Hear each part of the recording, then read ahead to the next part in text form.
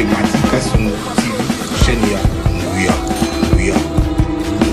D'accord, vous savez l'émission va interpréter en français, tout le monde a regardé cette émission-là. C'est ridicule. Ken Piana, Yona Mboutadikasu, vous êtes vraiment des malheureux psychiques. Vous êtes vraiment des malheureux psychiques. Parce que il faut aller faire, il faut expliquer, mon pauvre, on va comprendre. Il faut pas que les docteurs va traiter tout. Net sur na téléma, akende na téléma, ba kende ba traiter poisson normal. Fali ma mwana ba sali yango ayebi bango. De la papa que Fali a bloqué Ken Kala. A bloqué ala qui sa message ataya 3 mois au Fali atindela ye. Na lancé des Ken la sa message na téléphone na yo. Au Fali atindela ya 3 mois. Quand tu dis Babi ya banda ole la Fali ya benga rabat musuma ya benga arrêté. Soit komeli soit komeli a répondre que alela ka est-ce que yé alia atana Fali. Ayebi place Fali ala la. Pourquoi ko salir muninga ningwana? Daveki Afrique du Sud, ayebi mboka na ndeza ko lieze lo pamba. Biso pe na Kinshasa déjà yo moko yemba vie échange. Biso pe Kinshasa vie ko échange. Ya okelela na yo liane ya rasuste batu ba ya ko ba mo boyende ba libumu. Soza libumu mo ba aya yo michope comme yo désordre pour faut luka au classer libumu oza mo normal pour oza à l'aise. Basi balinga su mbala libumu wana ti. Donc et ça déjà erreur grave commise. Na ba ki la vérité finira par triompher. Au moni niveau ba voisin nde mutu ba bengani bino. Siko ba komi ko incriminer Fali. Est-ce que Fali atinda yo osala analyse wana? Yo mutalika sous flatterie tina niveau wana. Il y a des personnes. Moutadika est parti en Afrique du Sud pour trouver sa vie. Si ça n'a pas tenu, c'est parce que tu es paresseux. C'est parce que tu es paresseux. Alors, tu avais préféré parce que au Sonjara déjà aux Aliboumoumounene. On reconnaît ça. Na ocha déjà babilamba voilà. Lema ou le Liboumoumoure bima. Mais le lot t'a fait grâce aux 8 santé à bien au comisco Liboumouné à bon. Divisé par 2 c'est combien? 12 divisé par 6. Alors tant on s'est dit 3 6 c'est combien? 660. Il y a les 18. 6 il y a divisé de 12 et ça 2 6 non? Plus le 6 là, ça fait 6 3 6. Aïe, lélo, libé bye. Événement. Le maestro de la musique africaine Fabregas, le métis noir. Bonsoir la France. Ça c'est la danse du moment mondain.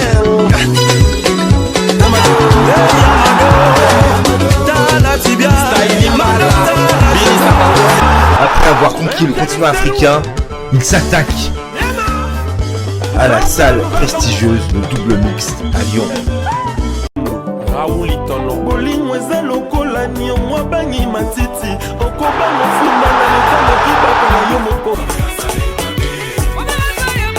Le 13 mars 2021 à 19h. Billetterie au point de vente habituel. Chez Matika Songo TV, chaîne ya Nguya. Matika Songo TV. Matika Songo. Kasongo Machi. Matika Songo. Bon. Eh garçon, lève-toi vite. Abonne-toi chez Matika Songo TV. Parle-en à ta copine aussi. Vite chez Matika Songo TV, chaîne ya Nguya. Matika Songo TV. Exceptionnel, un homme qu'on appelle Matika Songo Matkas de longue date. Quand même tu sais. Aïe.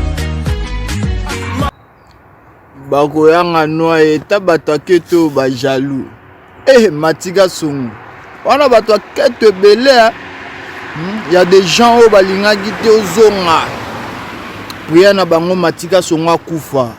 Bato keto ba jaloux.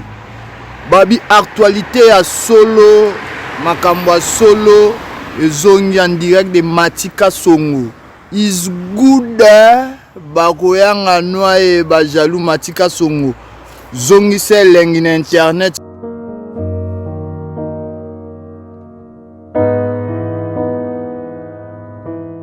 Merci, bienvenue dans votre émission Star à l'horizon, une émission de chronique musicale qui vous ressemble, qui vous donne l'opportunité de suivre vos artistes, pourquoi pas les analyser, pourquoi pas nous-mêmes, le chroniqueur ou journaliste dans cette émission de Matkas Matika Songo. Un peu 4 mois, Azalara toujours le premier. Dans cette émission aujourd'hui, on va parler de tout sauf rien. On va parler le problème qui se passe aujourd'hui. Sorti il y a disque où ils ont pointé presque 4 personnes. Pointé le 18 décembre. Et puis on a Cindy Le Cœur, c'est pour la première fois.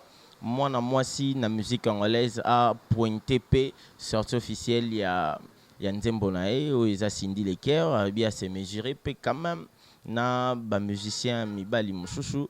On va le savoir nous tous aujourd'hui. Et puis Torobé tapé moi mon analyse par rapport il y a rumeur où ils a que c'est passé na Kinshasa par rapport à Hérité Watanabe lobby qui les Kamutute, Poli, tout ça là, on va en parler.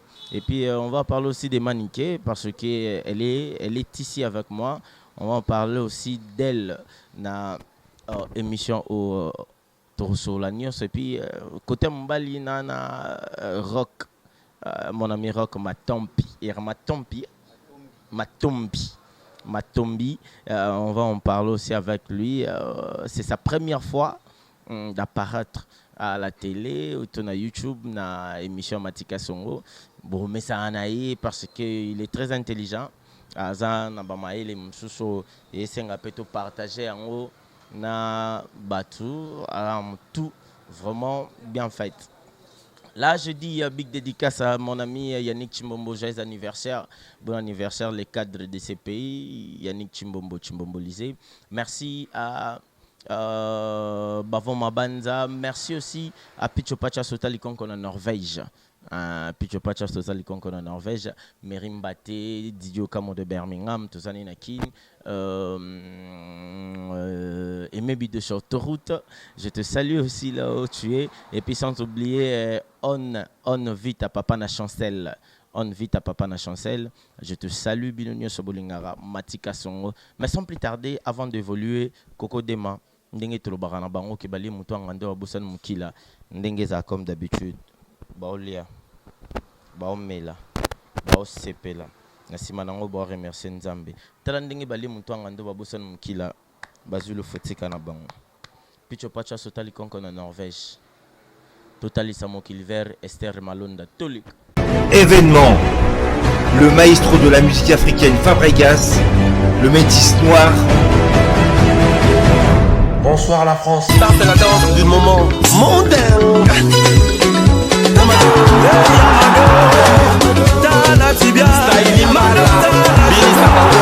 Après avoir conquis le continent africain, il s'attaque à la salle prestigieuse le double mixte à Lyon.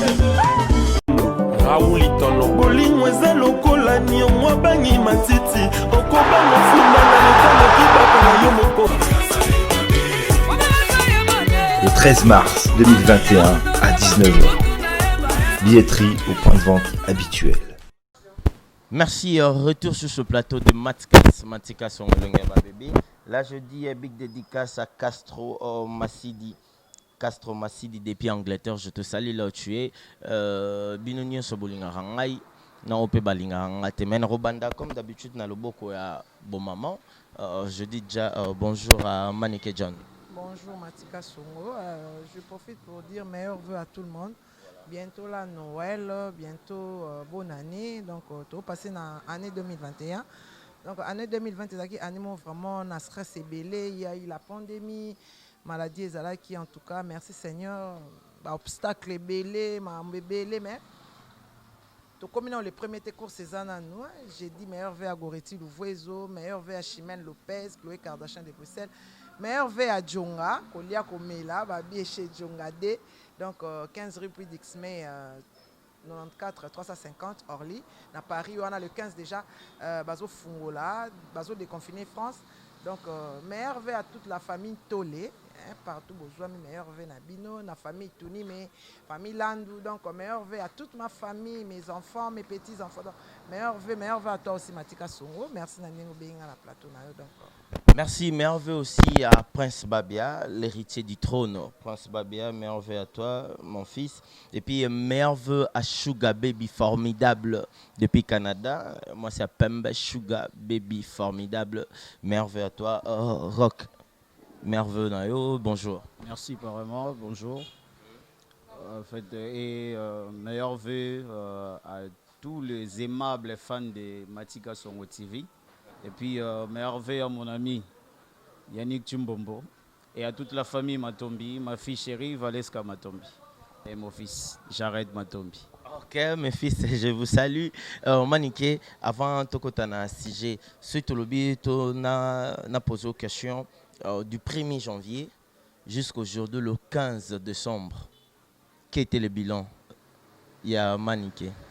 Donc bilan vraiment est médiocre parce que année vraiment en 2020 est année moko qui a sera sébélé na beli mingi obstacle mais Dieu a fait grâce.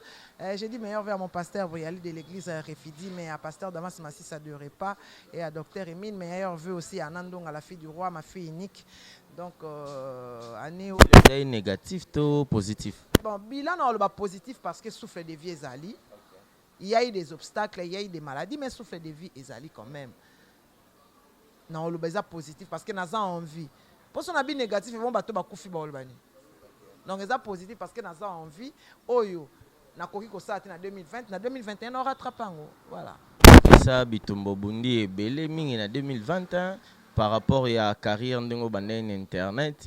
Si les lumens sur 2020 mozaki secoué kotoba bundisa yo kotoba salobo ba publier ba koswana tout ça là tous ces temps là baton na nyonso aussi au montage yango quand même ngana lobaka ba obstacle eza grandeur ya mutu soko zana na ba obstacle to vaka bongo za grande ba obstacle pour nanga eza grandeur et l'accent que non je suis une femme forte na une femme grande quoi. Donc ça la force nanga tellement d'obstacles yaka ya makasi na surmonter ngo la qui na appelle makasi pour mingi ba limwa boy na net mingi ba na guerre internet à kimi pe mais moi je suis là naza ko affronter bango jusqu'à ce que non tout ce que je dis et bimaka ya solo na lo bay que ils vont tomber de très haut ngai jamais Afrique finganga même na clash mais jamais ba pays na biso voisin ba que non batindi voice mo bimanike wana il faut atika ko ça na internet parce que azo finga batu mingi to yoki ba voice circulaire ba camerounais na ba ivoirien boki comme manike te donc quelque part manike fait des émissions intéressantes komba wanani oh ba kombo ezalaki wana ya Ken Piane yalaki kombo ya Mutalikaso yalaki voilà donc tant ou déjà ba fingi na mboka moko bo monte kana soke na mboka wana be sala émission ba oh yenda finga batu ba oboya ok comme maniqué de John général réalité donc il a qui que non et on a baki quand tu insultes quelqu'un il faut te demander d'abord est-ce que depuis na bana internet dans ça la émission moko éducatif dans ça l'émission moko éduquer mutu fan wana nde batinda no makambo na bango batala makambo wana atikala kotinda nga eloko te je réponds aux gens oyo basala kaneti va clasher sur nga. Moi, je vais te répondre, t'inquiète pas. Si tu clashes, moi, je te réponds. Mais na yo tala après, mais na répondre à mon basan na niveau mon angate. Bon, le quoi ba na niveau mon angate alors. Basa na position na bango.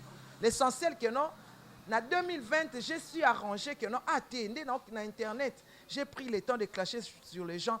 Batu baza na référence. Moi, c'est pesanga, je te ba ah maniqué tout le monde qui auto finga mutu moko boy. Donc c'est pas bien. Na yo tala bana ba koli, mes enfants ont grandi. Na okenene ngona na net, il faut ko effacer si ko image wana. Na ko effacer image wana batu musu basu yango mabe ba ngai ka to za na même bain, même sac, to sala ba même bêtise, ba même connerie. Ngana yo tala que non. Moi, je suis ma famille, j'ai ma réputation, j'ai mon éducation. On se comprend. Les autres qui battent le baka dans les commentaires que non, manique a soit éducation, bien mené, il y a comment non. Je me suis dit que non. Il y a un mireille au kit, au moté junior au kit, non, tu peux pas continuer comme ça. Tant que l'ingénieur arrange, on va te salir rio, pas bandor pote, bilo moro boé. Silence nanga, ebangisa ye bato ebele bozalaki na raison ya kobanga na silence na nga parce que silence na nga ntango na obanda oloba nabaki vous allez tomber de très haut nalobaki bato bafingaka bato baoyebana bayebani ti bayebani olie kutu na baloba yango na ndako na balobi yango na bavoisin taka bosala émission bainterprétant en français tout le monde a regardé cette émission là c'est ridicule. C'est vraiment ridicule, comme dit Maniké. Rock. Les lots batubazo ba valeur il y a Kofi Olomide. Oyebi Mbutalikasu. Ouais, je connais Mbutalikasu bien depuis 1997 avec ces petits morceaux là qu'il avait fait là qui a Imba Mwanzembo Morbiso Nakini la vie échangea Koyaka Piakate. Ouais, je connais. Voilà, musique nae et Simbara el Pokwana ti ezoati le loto asila nae déjà bunga ezara na onkara moko bercer bon moi na comédien moko bo asali mo eloko na comédie et super moi chance. En fait, ezaki ba genre ba musique mo aider biso ka tozala tolongola moi stress à guerre to kutana na on en 1997 na entrée à Afdel. Parce qu'il n'y avait plus des artistes. Bétaillé Moro terrain. Ouais, Zaraye Moko, on avait que des Kadogo, on avait des Koulouna, Koulouna avec armée quoi. Donc, il y a un comédie, on a interprété parfois Kofi Olomide, parfois Kin Kester,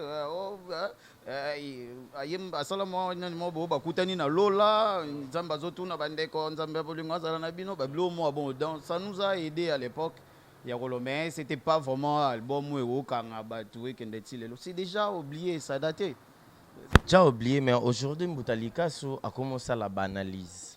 Banalise naie, bah comment peut ça moi quelque chose to moi nzala.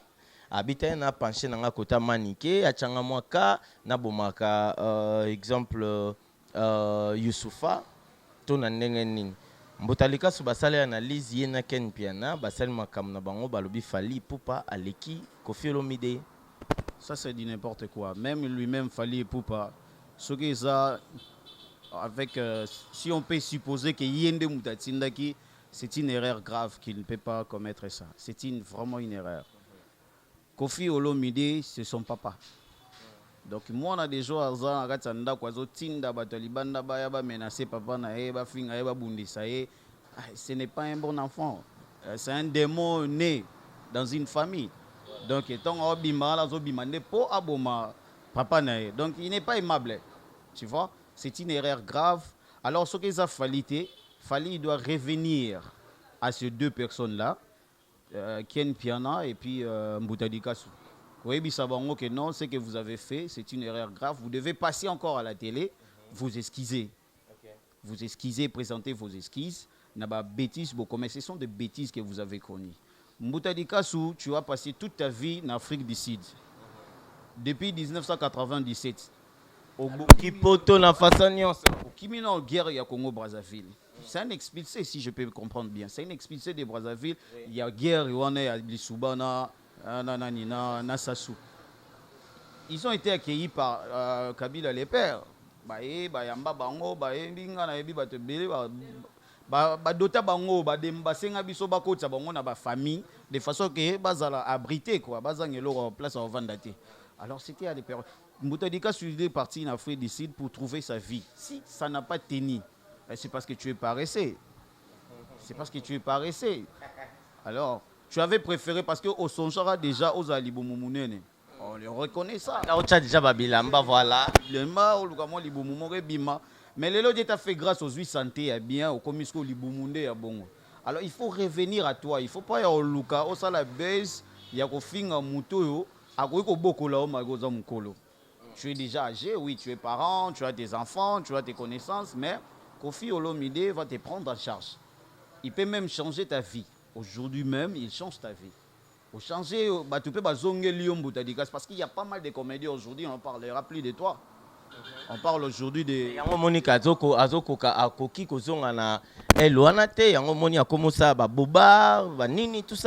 Alors si là je suis là, j'y arriverai. Eza erreur. Eza erreur, induire. Alors, un conseil à prodiguer, toute orientation n'est pas bonne à suivre.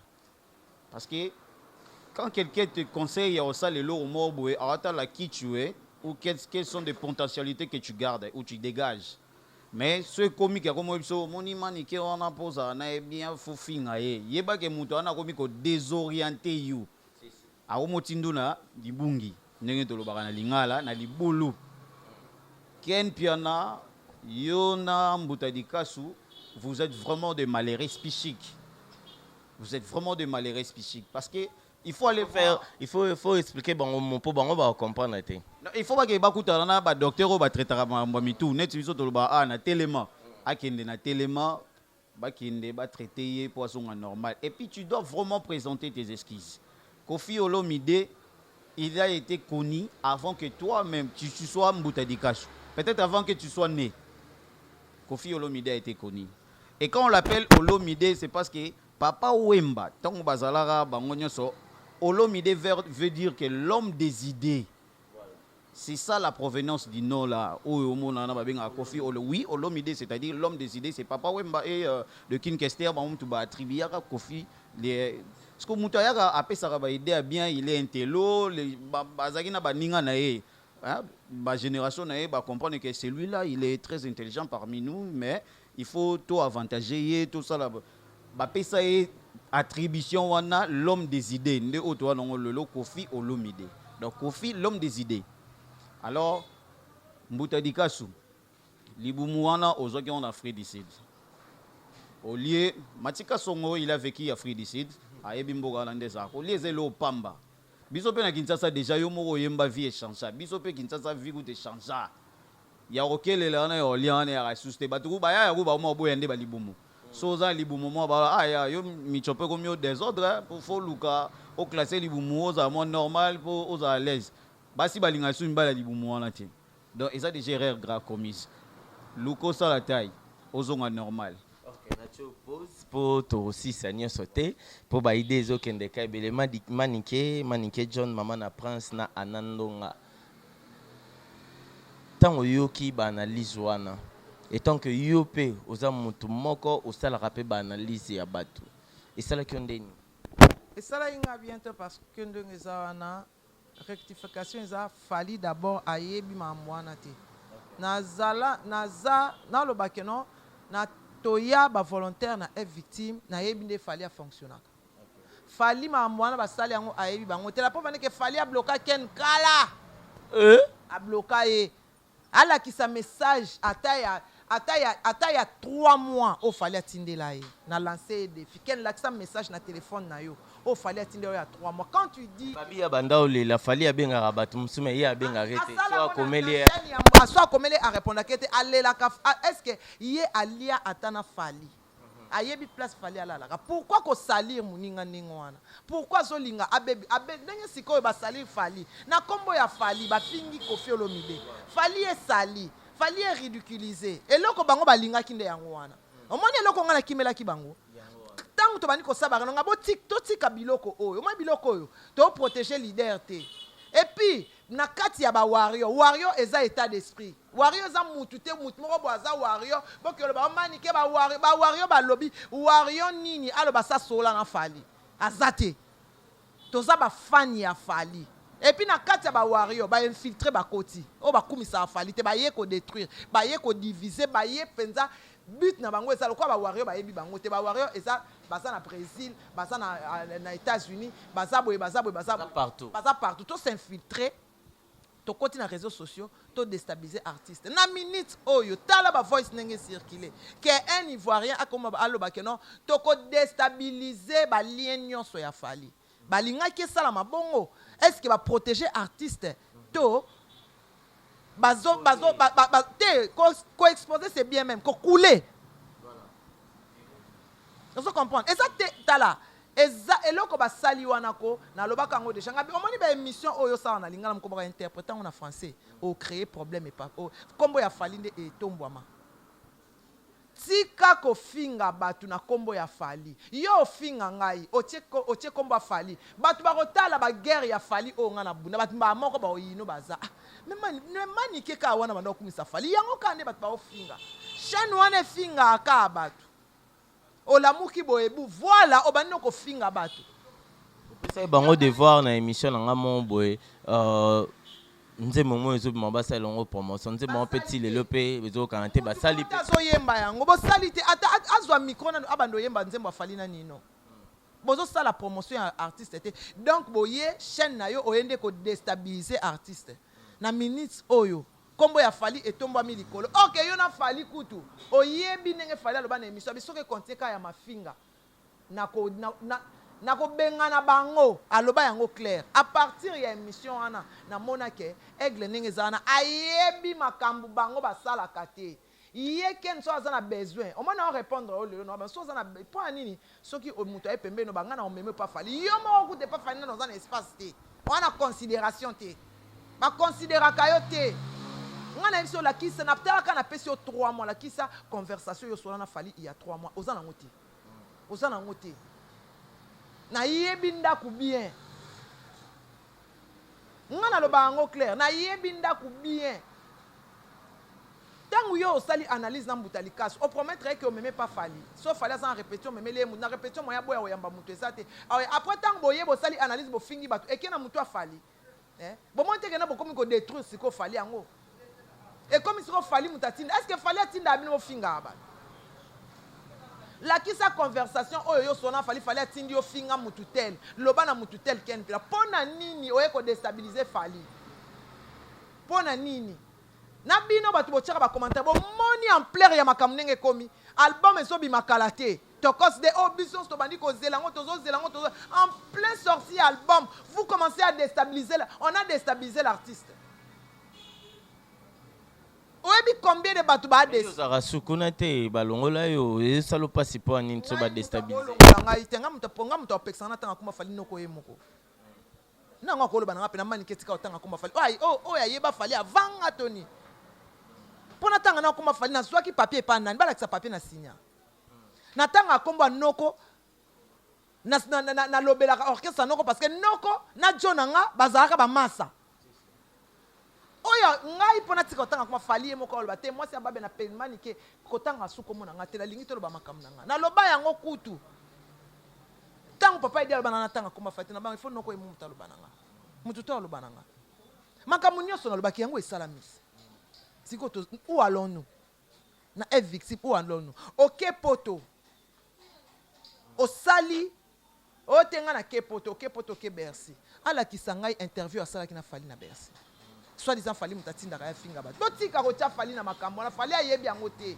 fali a bloquer ye kala nga fali a bloquer bongo pona nini na punition oyo ya voice moko circulaka na tindaka voice moko et pas présent soule et ça là que no bazwa voice présent soule azui voice yona atindeli atindango na directeur na biso nde mutapanza yango nde fali apesa nga punition après ça na yo singa pardon na songa nga clean na ma boya na nga makambo fali atinda abengaka mutu te o ke o sala bo de rien comment bokoyi ko sali kamo nenga bo fandi bo sali analyse bo za ko comparer fali na Koffi Olomide et puis to so bimisa album au lieu to zala na état positif bino bo créer guerre batu siko batali plus guerre au lieu siko les 18 ango to ki so 4 personnes tozo comment on a les 18 soit on a 4 personnes ba Merve na Mia Joana depuis Eindhoven na Hollande na Makaba sa fille Makaba et puis sans oublier Bwana Mbongo venanga Bwana Mbongo na Eindhoven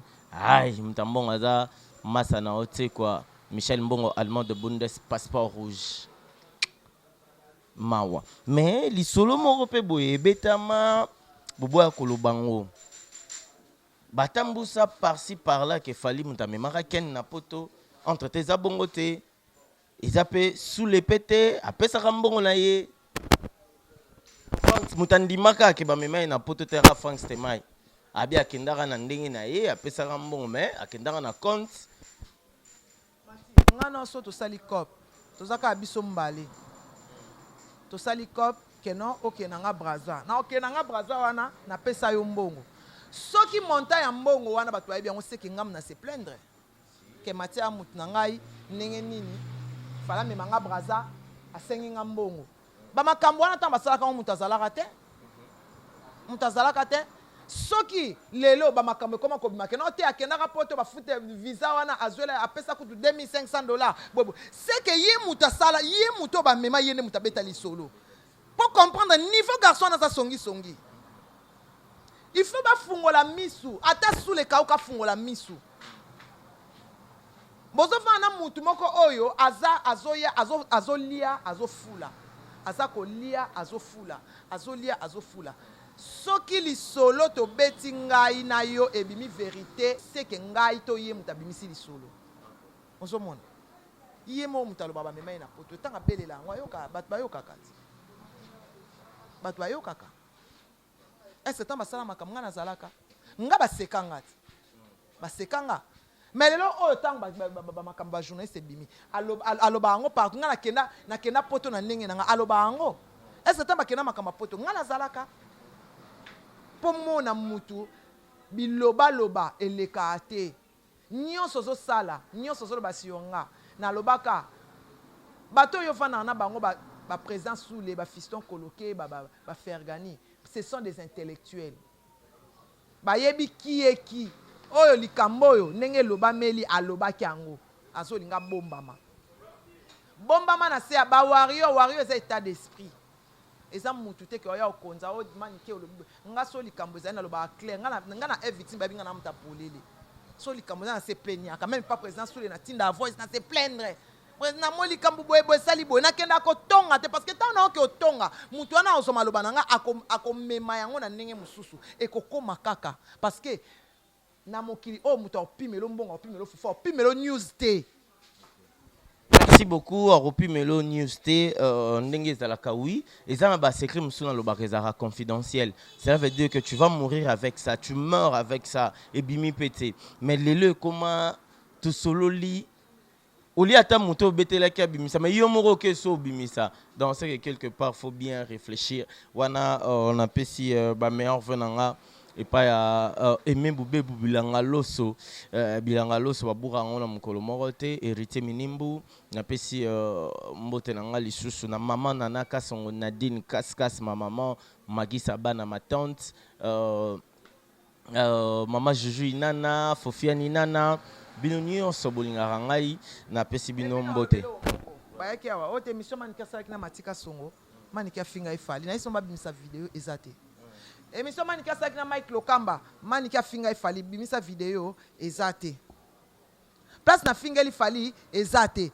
mais na munoko na bango kaka akofinga bango ndire balingaka baécarte yo mpo déjà yo ozalaka na étoile fali apesaki atiaki mwa ide mingi epa na yo depuis au matin la concert basalo mambo barosa na podium wana eluka baranda fali ayebi keno manike alinganga orchestre nanga na ndenge ya solo manike atonga nga te oh nyonso bayaka nango awa bazaka na posa balinga mpo nga jamais na pesela mutu rapport kuna siko mutu nga yaka na rapport te bino boyaka na ba rapport na kombo na ye Nabaki la vérité finira par triompher. Au mon niveau, ba voisin nde mutu ba bengani bino. Siko pousa, siko ba komi ko incriminer Fali. Est-ce que Fali atinda yo osala analyse wana? Yo mutalika sous flatterie tina niveau wana. Merci Manike pour to kota na deuxième sujet na biso rock. Na makambo nyoso Manika lobi. Oko ajouter? Oui, si ajouter ça que j'ai regardé au moins Maniké aux yeux.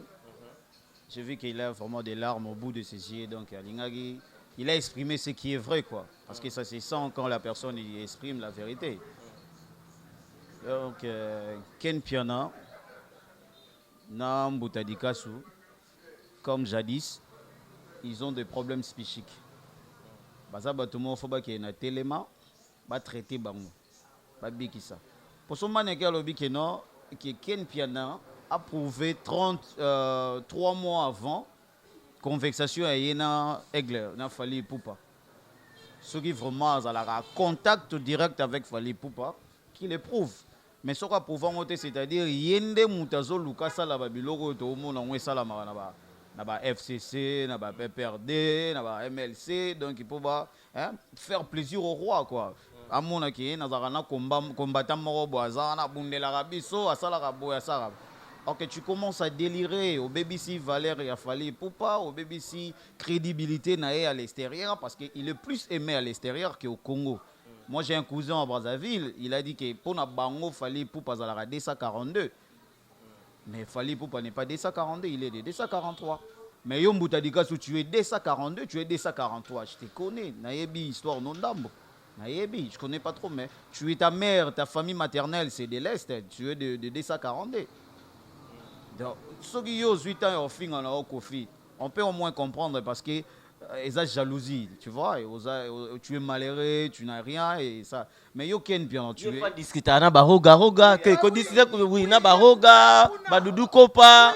Hein? Pas ça là ngo. Ah oui. Mais yo ko yo kota te yo déstabiliser aigle mbala moko donc yo pena ko nzambe na ngaba kene. Ta kene loko sali.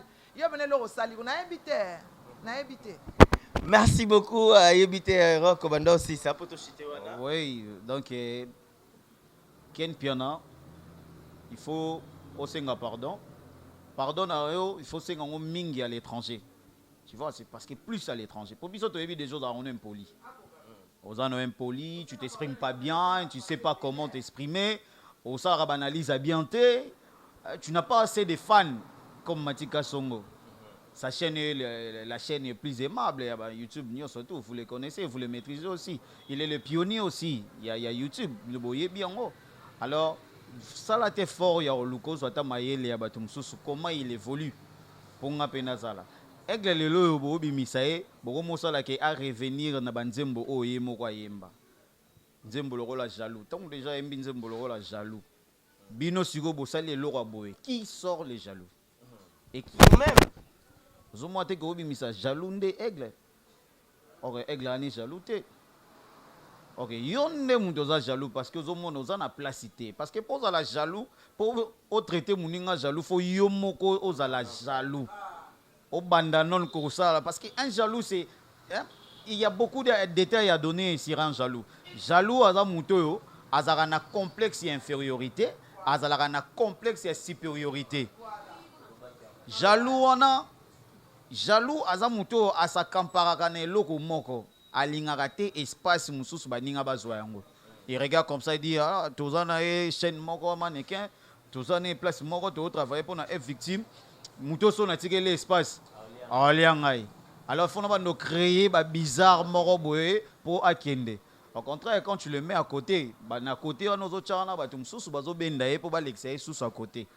Donc toi, tu seras malheureux, tu seras nul, tu seras nulle part. Tu es nul.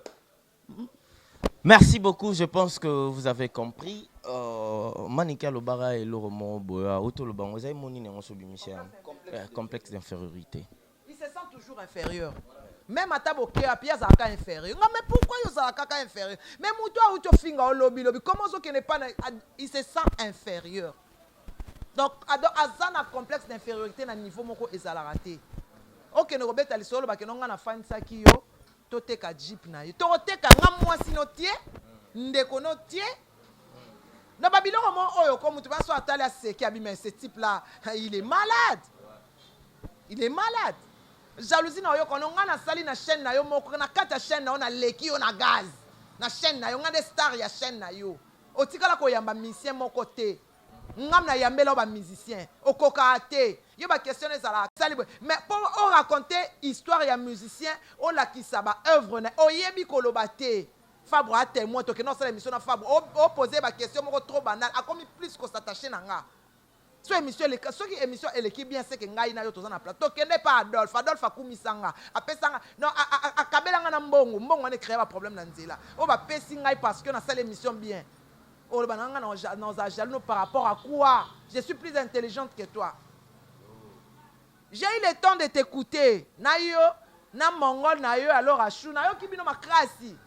Mais Nathalie, bena bosali ka ba émission mo bo fingi kaka. Nyonso bo finga ngana basi ba finga ngango. Na ngi bosala ba émission éducative. Au monde ande totambo na mutatem singa bimanike. Olongo langa stress ngai première personnalité moko église ya munene ya mboka wa benga ngana tanga communauté na tanga pe comme église ndepo boyaka témoin ngana na boduka mtazwela ngai $2000 et pas moi si wana abimanike na zaka na ba problème mais ba émission na yo émission na yo penza et guérir ngai na ba problème. Le fait kaka na talio na longoli stress na longoli surménage na zaki nango il fallait que metati na ingati na ba pesa ngati ba tranquillisant. Mais yo guérir nga akabela abati na Dubai nga bino kete nga pesa nga mbongo na Dubai akabela nga de mbongo wana mutazwa yango na boduka. Nda remetanga yango. To sala ba émission éducative to couler leader te.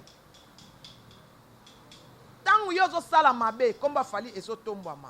Ngana loba awana okanga photo na fali te na osala émission n'était pas nini quand je clash sur les gens bato ba mona ke no fali muta otindanga or que fallait tindanga l'autre. En voulant balinga yo mingi flatterie eleki bakangi prenani babe anke prince o asaki nini prince nani o bakanga ke makambu ya cité du fleuve Charlie Prince azwa raison pour na bana makambo filmer bandako ye yem ta créer ba problème wana est-ce que c'est important que na ko filmer ba bien fallait la sango bato non ça vient leader non na ça ko exposer leader si quand on muto aye afingi après bandi ko ça sonde ni c'est fait bito banana ko porter yo plainte parce que ye muta banda yango. Pourquoi osa ko exposer fali ndenge wana tika lobela to yaki to lobela musique na ye oya ko lobana makama musique to répondre na makama musique vie privée na ye et si ba comment ko attaquer vie privée fali c'est toi lelo comment wanga nango change-toi longola complexe oza nango muto olinga ote po fingela ke batu muto olinga yo po ozali ko memela ye batu alors créer fali beaucoup d'ennemis. Merci beaucoup Maniké, merci aussi à toi Rockman. On va chiter ici Balobi les 18 décembre, excusez-moi mon nom quoi.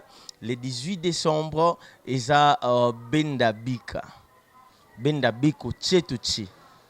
O Chete roye baba yu mana ba pere. Ba okima Maniké fali obimsa les 18. Hérité Watanabe les 18.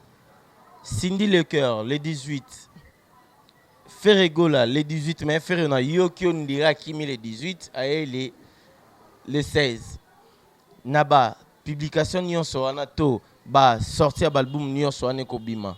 Maniko zomo na ngondeni. Pona talaki Frank Stemai, extrêmement babwaki na Denis Sabi eza ba chiffre moko spirituel et muto ko raté na ba chiffre na okende maman robunga déjà ba chiffre mo ya ba deuxième soma nini alobaki wana mama na bango nga kotango te quoi surtout stade 18 ezali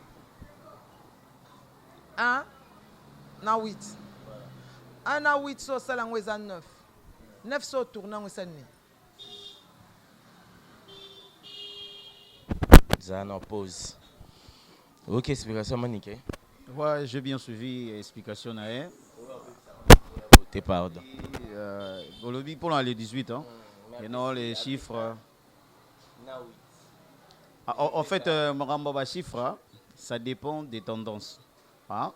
Il y a des tendances religieuses au bazar qui est chiffre boé et le barapo na bango. Chiffre boé. Écoute, le 18 décembre. Décembre est à 12, non? 18 au sali 1, na 8 au sali 9. 9 au sali 6. 12 divisé par 2, c'est combien? 12 divisé par 2. 6. Alors, tant on s'allie 3, 6, c'est combien? 660. Et ça, 6, il y a les 18. 6, il y a divisé le 12. Et ça, 2, 6, non? Plus le 6 là. Ça fait 6, 3, 6. Aïe, lélo, libé, bye. Vini, aux hommes, les cas. Oui, si là, il y en a revenu en sous. Les chiffres, ça dépend des tendances. Tu vois, il y a des cabales qui ont tendance à comment décrypter les chiffres. Les catholiques aussi, ils ont leur manière de décrypter les chiffres.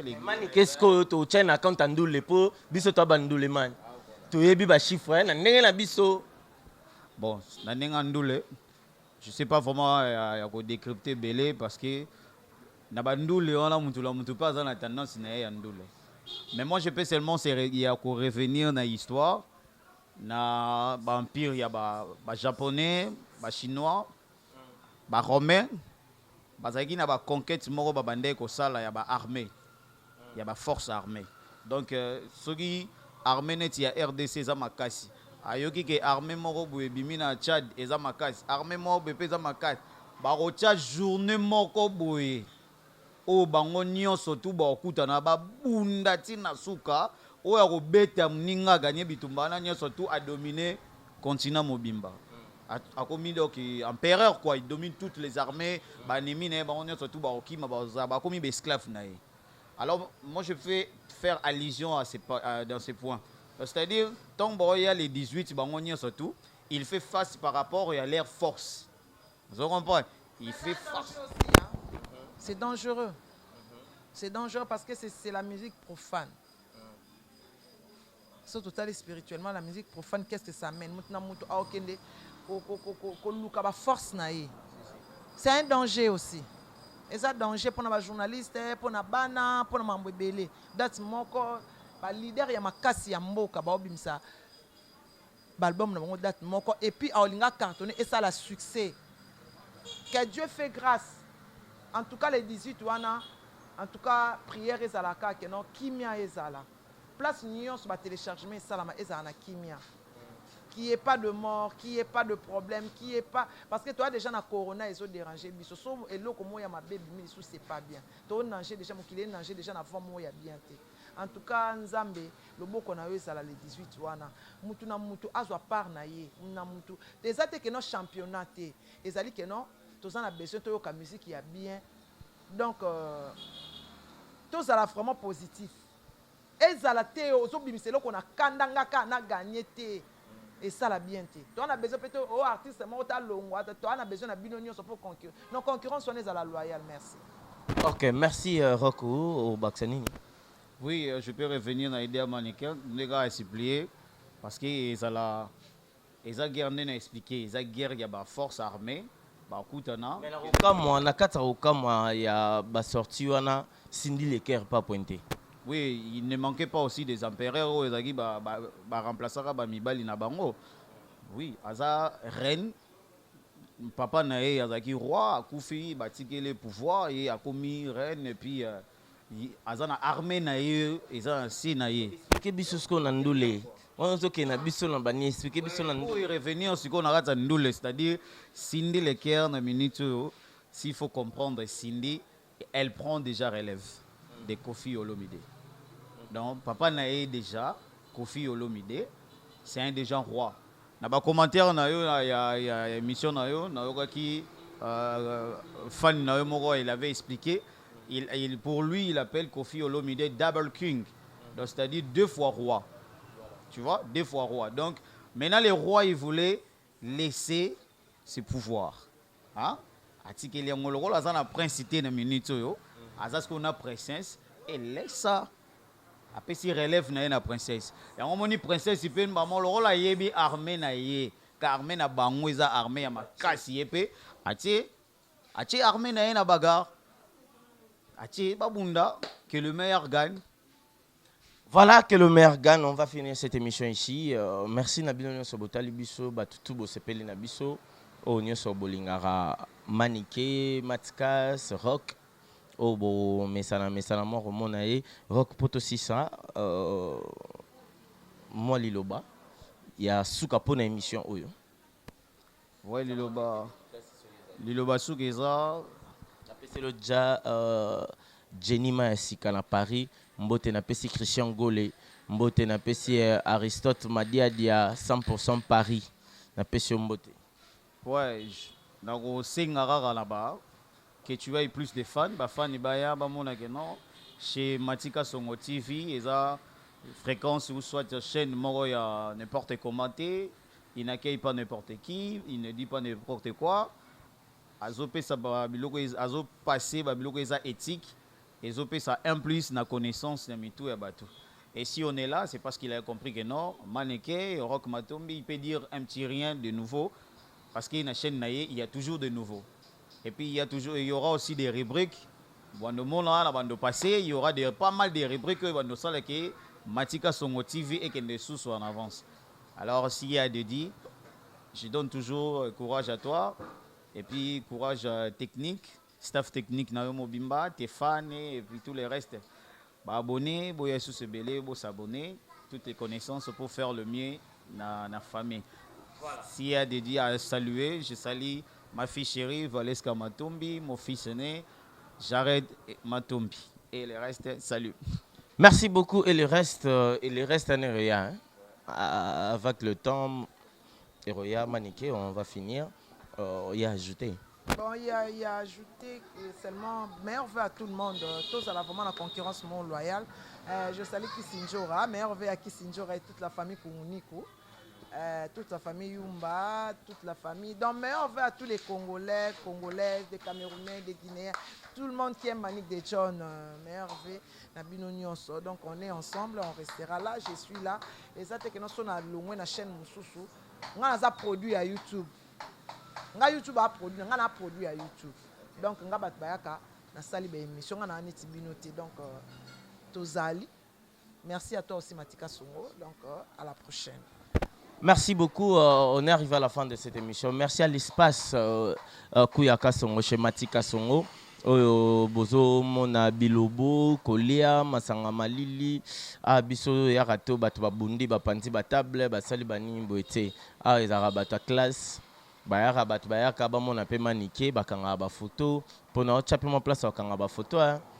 Oui, mon monistar na yo, tu peux se mettre place, Bokanga Bafoto quoi. Awa Motema Malamu Leki. Tu auras même moral. Bon, moi, quand Internet, bientôt, vous allez se sentir si bien. N'oubliez pas le 13 mars à Lyon, Fabregas double mix. Revenez nombreux, savoureux de la bonne musique avec Fabregas Maestro, Kyrios, Gozarachi, Detro, Père doublé. Le 13 mars, déjà à Lyon, on a un double mix. Bon, il y a ébélé. Pour ça, on est tellement mon aîné. Donc, ils ont habité quoi, il y a le roi stade de martyr. Donc venez nombreux. Bobi na bayamado, boyo kaba égoïste, barumba ezawana, bali fobo, bali kamba bongayo yo, banze monio sobolingara. Pourquoi pas aussi les invités sont là, les invités spéciaux. Autant à Bakombote, Baozalan. Et puis bon retour à Fabregas à Kinshasa. Depuis ça fait 2 jours, il est en Kinshasa. On te salue, on te fait coucou, Père Doublé. Merci Nayo, merci na bande koni. On se balinganga papa S Christian de Cornes. Il y a Doudou Bessa, Binotou, étudiant Picho Boussol, mes sincères condoléances.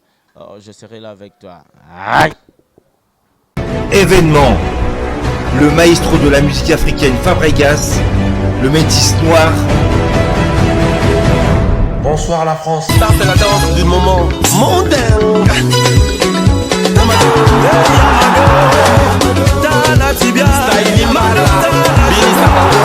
Après avoir conquis le continent africain, il s'attaque à la salle prestigieuse de double mix à Lyon.